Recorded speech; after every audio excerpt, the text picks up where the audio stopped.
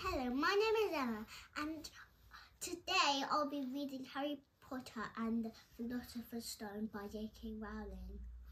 Chapter 4, The Keeper of the Keys. Boom! They knocked again. Dudley jerked away. "Where's the cannon?" he said stupidly. There's a crash behind them, and Uncle Vernon came skidding into the room. He was holding a riffle in his hands. Now they knew what had been in the long, thin package he had brought with them. "Who's there?" he shouted. "I warn you, I'm armed." There was a pause, then smash. The door was hit with such force that it swung clean off its hinges, and with a deafening crash landed flat on the floor. A giant of a man was standing in the doorway. His face was almost hidden by a long, shaggy mane of hair and a well-tangled beard, but you could make out his eyes glinting like black beetles under all the hair. The giant squeezed his way into the hut, stooping so that his head just brushed the ceiling. He bent down, picked up the door, and fitted it easily back into its frame. The noise of all the storm outside dropped a little. He turned to look at them all. "Couldn't make us a cup of tea, could you? It's not been an easy journey." He strode over to the sofa where Dudley sat frozen with fear. "Budge up, you great lump," said the stranger. Dudley squeaked and ran to hide behind his mother, who was crouching, terrified, behind Uncle Vernon. "And here's Harry," said the giant. Harry looked up into the fierce, wild, shadowy face and saw that the beetle's eyes were crinkled in a smile. "Last time I saw you, you were only a baby," said the giant. "You look a lot like your dad, but you've got your mum's eyes." Uncle Vernon made a funny rasping noise. "I demand that you leave at once, sir," he said. "You are breaking and entering." "Ah, shut up, Dursley, you great prune," said the giant. He reached over the back of the sofa, jerked the gun out of Uncle Vernon's hands, bent it into a knot as easily as if it had been made of rubber, and threw it into a corner of the room. Uncle Vernon made another funny noise, like a mouse being trod on.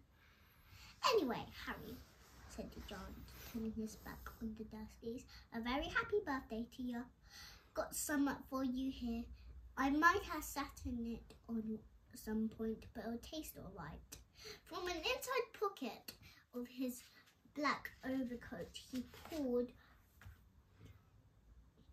a slightly squashed box. Harry opened it with trembling fingers.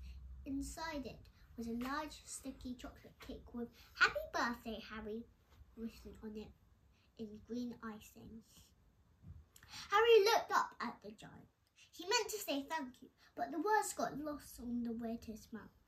And what he said instead was, "Who are you?" The giant chuckled.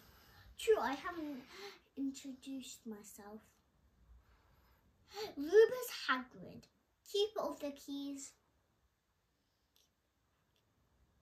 and grounds or at Hogwarts." He held an enormous hand, and shook Harry's whole arm.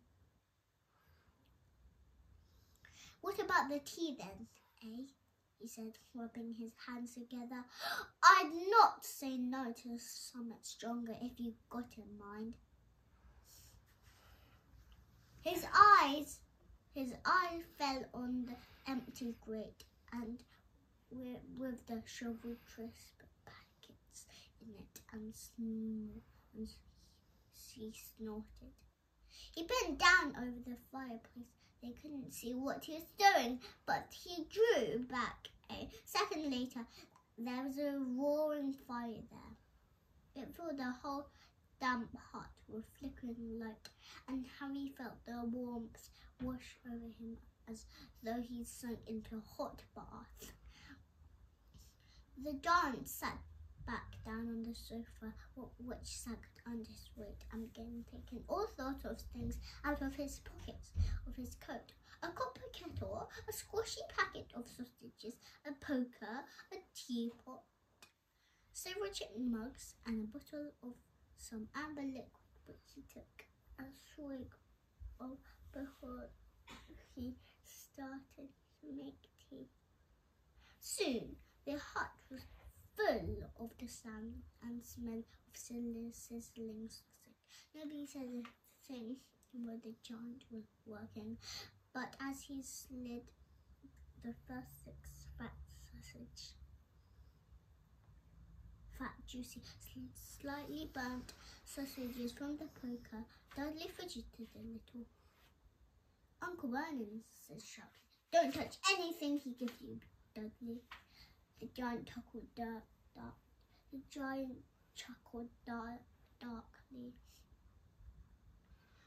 Your great pudding over some doesn't need any fattening anymore. Dursley, don't worry. He passed the sausages to Harry, who was so hungry he had never tasted anything so wonderful, but he still couldn't take his eyes off the giant. Finally, as nobody seemed about to explain anything, he said, "I'm sorry, but I still don't really know who you are."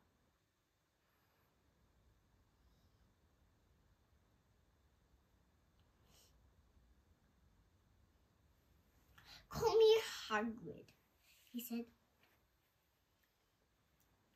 "Everyone does. And like I told you, I'm keeper of keys at Hogwarts. You'll know all about Hogwarts, of course." No," said Harry. Hagrid looked shocked. "Sorry," Harry said quickly. "Sorry," barked Hagrid, turning to stare at the Dursleys, who shrunk back into the shadows. "It's them I should be sorry. I knew you weren't getting your lessons, but I never thought you wouldn't know about Hogwarts for crying out loud. Did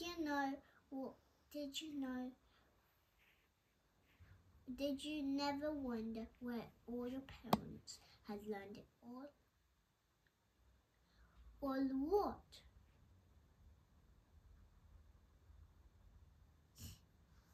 Or what?" Hagrid thundered. "Now, just wait 1 second." He had leapt his feet. In his anger, he seemed to fill the whole hut. The Dursleys were cowering against the wall. "Don't you mean to tell me," he growled at the Dursleys, "that this boy knows nothing about anything?" Harry thought this was going a bit far. He had been to school after all, and his marks weren't bad. "I know some things," he said. "I can, do math and stuff." But Hagrid simply waved his hand like this and said, "About our world, I mean. Your world, my world, your parents' world." "What world?" Hagrid looked as if he was going to explode. "Dursley!" he boomed. Uncle Vernon, who had gone very pale, whispered something that looked like Mimblewimble. Hagrid stared wildly at Harry. "But you must know about your mum and dad," he said. "I mean, they're famous. You're famous." What? My mum and dad weren't famous, were they? You don't know. Hagrid ran his fingers through his hair, fixing Harry with a bewildered stare. You don't know what you are, he said finally. Uncle Vernon suddenly his voice. Stop, he commanded. Stop right there, sir. I forbid you to tell the boy anything. A braver man than Vernon Dursley would have quailed under the furious look Hagrid now gave him. When Hagrid spoke, his syllable trembled with rage. You never told him? Never told him what was in the letter Dumbledore left for him? I was there. I saw Dumbledore leave it, Dursley. And you've kept it from him all these years. Kept what from me? Said Harry eagerly. Stop! I forbid you! Uncle Vernon's in panic. Aunt Petunia gave a gasp of horror. Go boil your heads, both of you, said Hagrid. Harry, you're a wizard. There was silence in the hut. Only the sea and the whistling wind could be heard. I'm a what? Gasped Harry. A wizard, of course, said Hagrid, sitting back down on the sofa, which groaned and sunk even lower. And a thumping good one, I'd say, once you've trained up a bit. With a mum and dad like yours, what else would you be? And I reckon it's time for you to read your letter. Harry stretched out his hand at last to take the yellowish envelope addressed in emerald ink to Mr. H. Potter. The floor, hut on the rock, the sea. He pulled out the letter and read, Hogwarts School of Witchcraft and Wizardry. Headmaster, Albus Dumbledore. Order of Merlin, First Class, Grand Sock, Chief of Work, Warlock. Some Supreme Mugwump, Internationally Confederation of Wizards. Dear Mr. Potter, we are pleased to inform you that you have a place at Hogwarts School of Witchcraft and Wizardry. Please find enclosed a list of all necessary books and equipment. Term begins on 1st of September. We await your owl by no later than 31st July. Yours sincerely, Minerva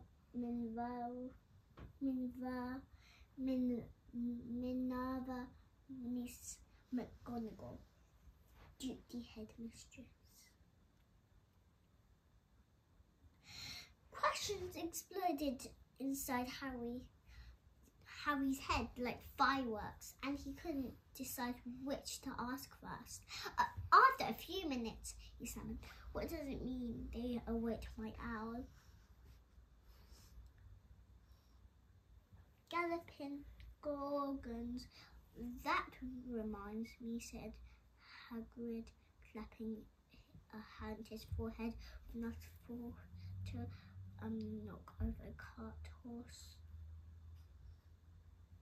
And from yet another pocket inside his overcoat, he pulled an owl, a real-life, rather ruffled owl, with a long quill and a rod of parchment.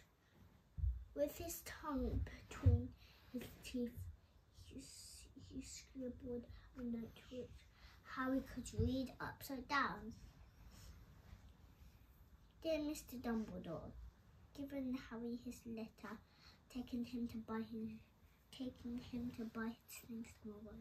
Weather's horrible. Hope you're well, Hagrid. Hagrid rolled up the note, gave it to the owl, which clamped it in its beak, went to the door and threw the owl out into the storm. Then he came back and sat down as this was as normal as talking on the telephone. Harry realised his mouth was open and closed it quickly. Where was I? Said Harry, but at that moment Uncle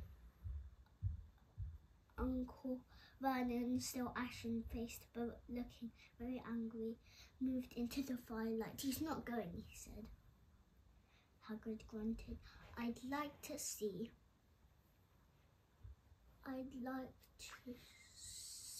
a great muggle like you stop him, he said.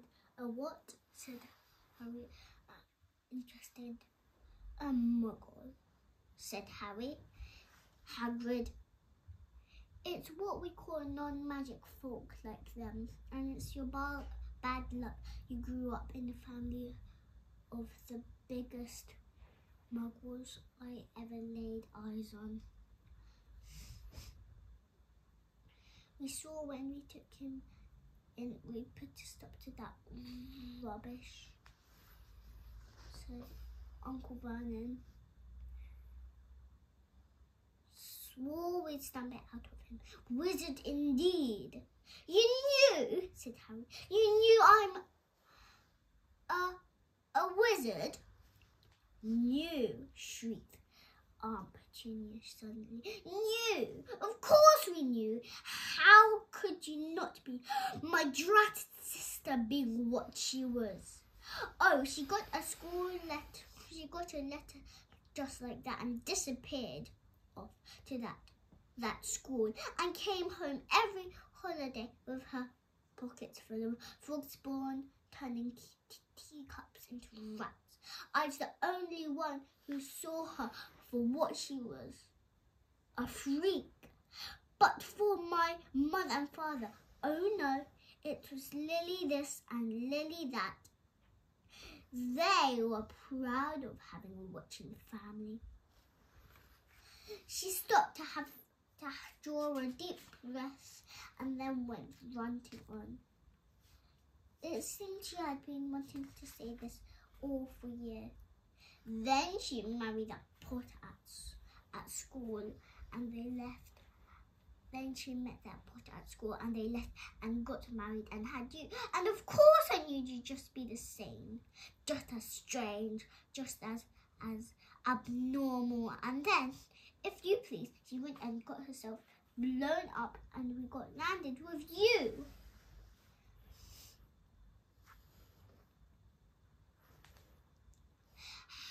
Harry had gone very white. As soon as he found his voice, he said, blown up? You told me they died in the car crash. Car crash! Roared Hagrid, jumping up so angrily that the Dursleys scuttled back to the corner. How could a car crash kill Lily and James Potter? It's an outrageous scandal. Harry Potter not knowing his own story when every kid in our world knows his name. But why? What happened? Harry asked urgently. The anger faded from Hagrid's face. He looked suddenly angry and anxious. I never expected this, he said in a low, worried voice. I had no idea when Dumbledore told me there might be trouble getting hold of here. How much you didn't know. Ah, Harry, I don't know if I'm the right person to tell you yet, but someone's gotta. You can't go off to Hogwarts not knowing. He threw a dirty look at the Dursleys. Well, it's best you know as much as I can tell you. Mind, I can't tell you everything. It's a great mystery, parts of it. He said,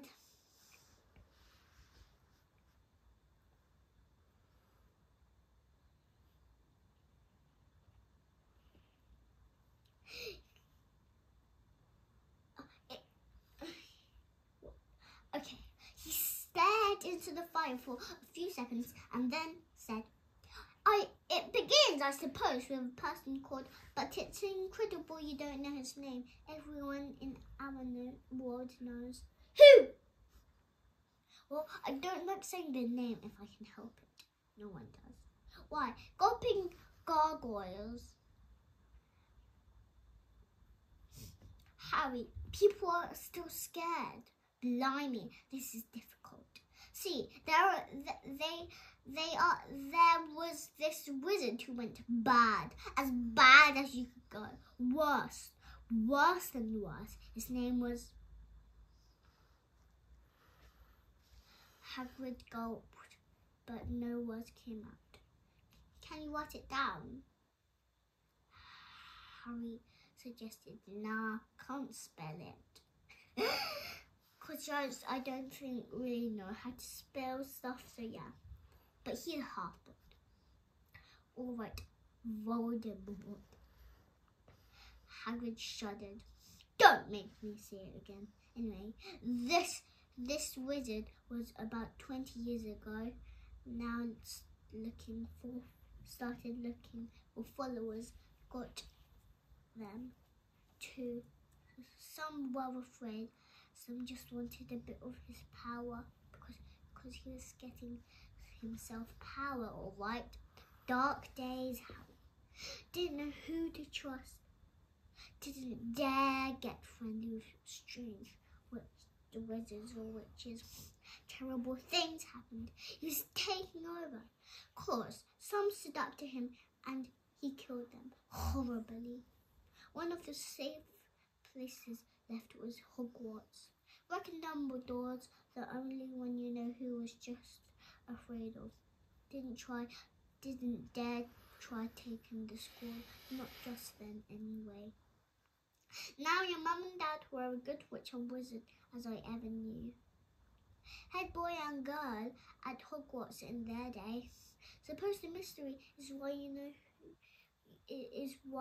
you know who never tried to get them on his side before. Probably knew they were too close to Dumbledore to want anything to do with the dark side. Maybe he thought he could persuade him. Maybe he just wanted them out of the way. All anyone knows is he turned up in the village where you was all living on Halloween 10 years ago. You were just a year old. He came to your house and Hagrid suddenly pulled out a very dirty handkerchief and blew his nose with sound like a foghorn.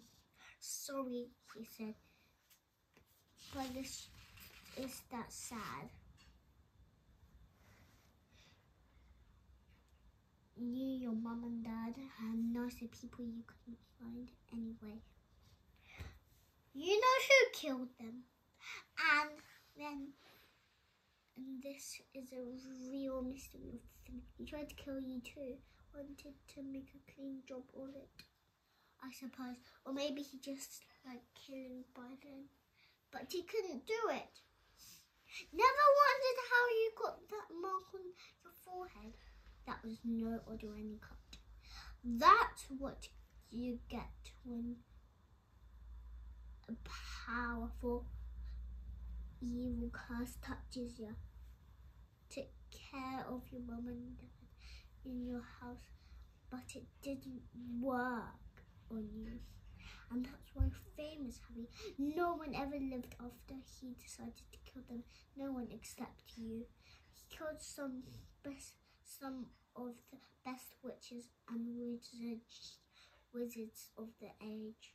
The Meesekinens, the Bones, the Poirot's. And you were only a baby and you lived. Something very painful was going on Harry's mind. As Hagrid's story came to a close, he saw again the blinding flash of green light, more clearly than he had ever remembered it before. And he had remembered something else. For the first time in his life, a high, cold, cruel laugh. Ha ha ha ha ha. Hagrid was watching him sadly. Took you from the ruined house myself on Dumbledore's orders. Brought you to this lot. Load of old tosh, said Uncle Vernon. Harry jumped. He had almost forgotten that the Dursleys were even there. Uncle Vernon certainly seemed to have got back his courage. He was glaring at Hagrid, and fists were clenched. And the parents were, and no. Now you listen, boy, he snarled. I accept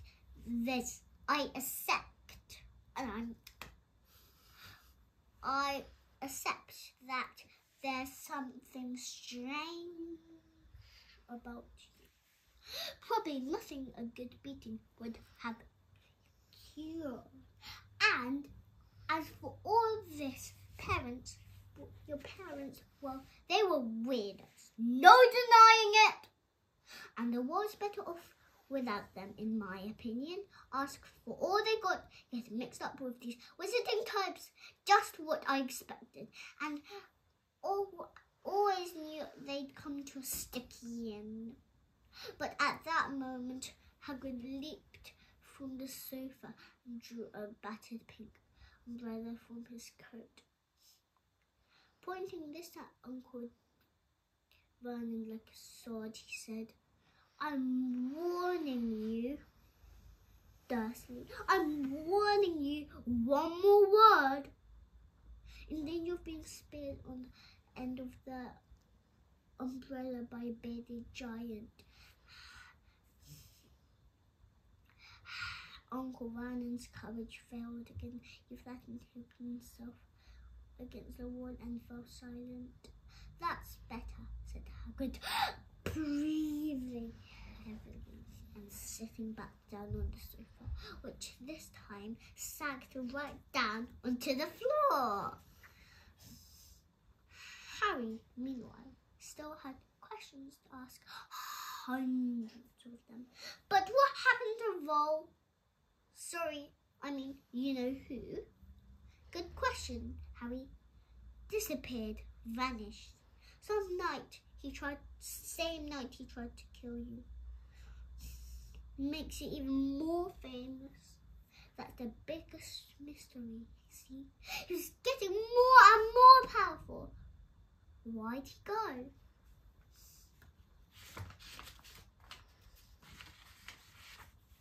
Some say he died. Codswallop, in my opinion. Don't know if he's still had enough human left in him to die. Some say he's still out there biding his time, but I don't believe it. People who are on his side came back to ours. Some of them came out at kind of trances. Don't reckon they could have done if he was coming back. Most of us reckon he's still out of there somewhere, but lost his powers, too weak to carry on. So something about you finished him. There was something going on that night he hadn't counted on. I don't know what it was. No one does, but he stomped him away.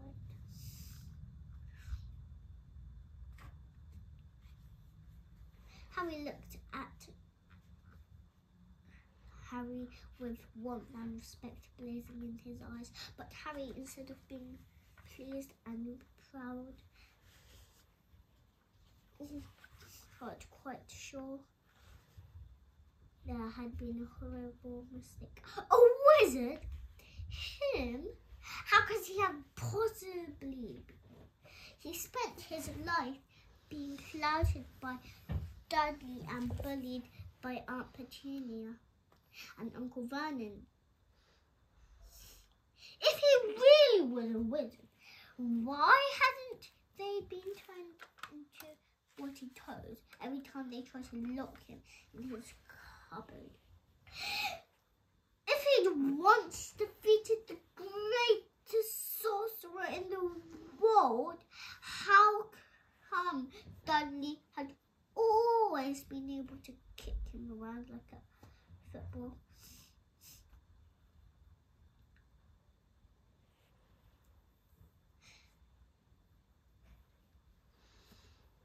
Not a wizard, eh?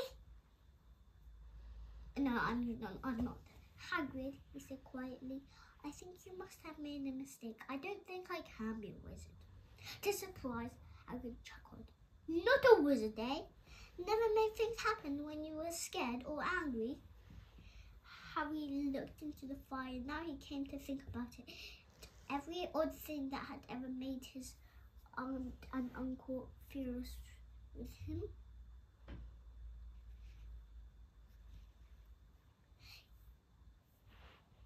Had been upset or angry, chased by Dudley's gang.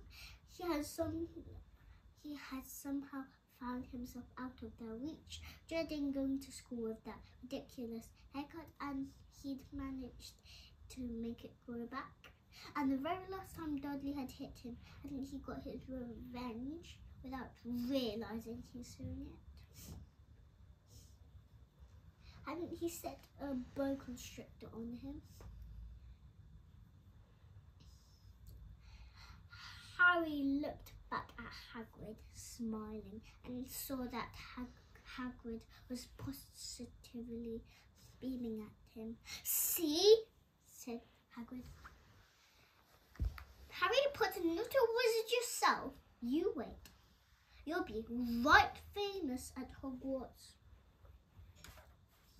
But Uncle Vernon wasn't to give in without effort. Haven't I told you he's not going? He hissed. He's going to stone or home, and you'll be grateful for it. I read those letters, and he needs all sorts of rubbish, spell books and wands. If he wants to go, a great muggle like you won't stop him. Well, stop Lily and James Potter's son going to Hogwarts? You're mad. His name's been done ever since he's born. He's off to the finest school of witchcraft and wizardry in the world. 7 years there, and he won't know himself. He'll be with youngsters of his own sort for a change, and he'll be under the greatest headmaster of Hogwarts ever had.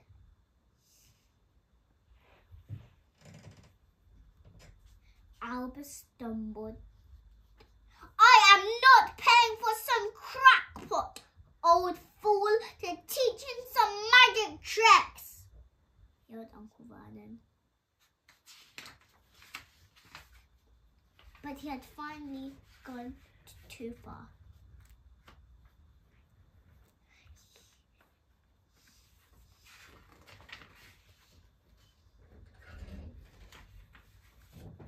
But he had finally gone too far.